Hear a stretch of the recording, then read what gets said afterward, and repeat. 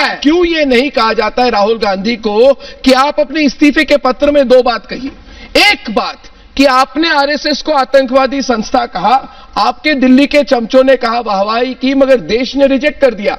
आपने कहा कि नरेंद्र मोदी चौकीदार चोर है, चौकीदार चोर है, चौकीदार चोर है, आपने कहा, मगर देश की जनता ने रिजेक्ट कर दिया। तो आज इस्तीफे के पत्र में सवाल यह है कि इस्तीफे के पत्र में यह माना क्यों नहीं गया कि आरएसएस को आतंकवादी कहना और चौकीदार चोर कहना दोनों ही मानहानि की बात नहीं है, गलत बातें थे और रिजेक्ट कर दिया देश ने। अरे वो सब नहीं लिखा गया है, मगर यह लिखा गया है कि देखिए कुचल दिया देश को, मेरे कण कण में मैं आरएसएस के खिलाफ लड़ूंगा। ये क्या बड़ी बड़ी बातें बोल रहे हैं।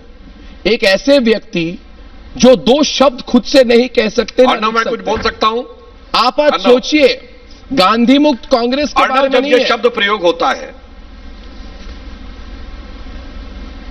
अर्णव, जब यह शब्द प्रयोग होता है चमचा या चमचागिरी, जिसको हम कहेंगे कि पूरी अंधभक्ति या शुद्ध हिंदी में कहेंगे चारण वृत्ति, अगर इसका यथार्थ देखना है ना अर्णव, तो मेरी बात मत मानिए ना आपकी बात सुनी जाए।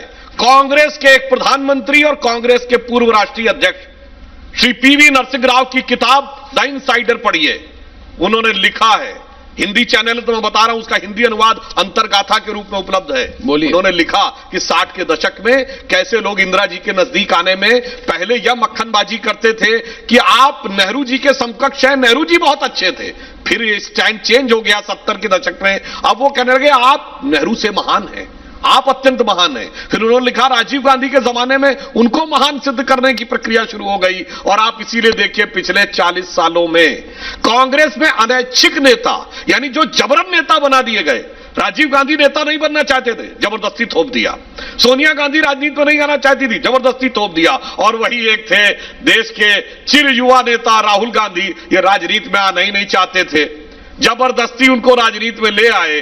तो अनैच्छिक नेता की यह स्वैच्छिक सेवानिवृत्ति जैसी स्थिति आज कांग्रेस ने उत्पन्न कर दी। तो जो कुछ है वो कांग्रेस के वरिष्ठ नेताओं के ऑफ द रिकॉर्ड नहीं, मैंने तो रिटन रिकॉर्ड की एक बात कही, उसमें आप देख लीजिए तो सारी की सारी बातें बिल्कुल साफ हो जाएंगी। अगर कोई समझदार नेता होता तो उनको समझाता कि सर्जिकल स्ट्राइक पे टिप्पणी मत करिए, आप एयर स्ट्राइक पे टिप्पणी मत करिए, मगर उसके बाद वो सारी चीजें हलती चली गई। और एक वाक्य और कहना चाहूंगा, जो नक्सलवादियों के लिए कहा कि पत्रकारों के लिए नक्सलवादी कह रहे हैं, मैं जिम्मेदारी से कहता हूं, जो बंदूक के दम पर आजादी के स्लोगन को जस्टिफाई करे दिल्ली में बैठ के, वो पत्रकार नहीं कहा जा सकता। जो भारत के टुकड़े होंगे इसको आइडियोलॉजिकल कवर देने का प्रयास करे, वो नहीं कहा जा सकता। जो सिक्योरिटी फोर्सेस को मारे जाने वाले लोगों का किसी भी प्रकार से परोक्ष रूप से भी कोई बौद्धिक आवरण देने का प्रयास करे, तो वो पत्रकारिता नहीं है, वह एक प्रकार की राष्ट्र विरोधी गतिविधि है, वह नक्सलवादी गतिविधि है। जो दिल्ली में बैठकर बहुत से अभिजात्य वर्गीय पत्रकार, यानी एलिट जो थे पत्रकार, वो बैठ के यहां करते थे। और अफसोस है कि अब उनका आधार सिकुड़ते सिकुड़ते केवल इंडिया इंटरनेशनल सेंटर से खान मार्केट के बीच तक रह गया है। बस ठीक है, वही 100 मीटर के दायरे में रह गया। मगर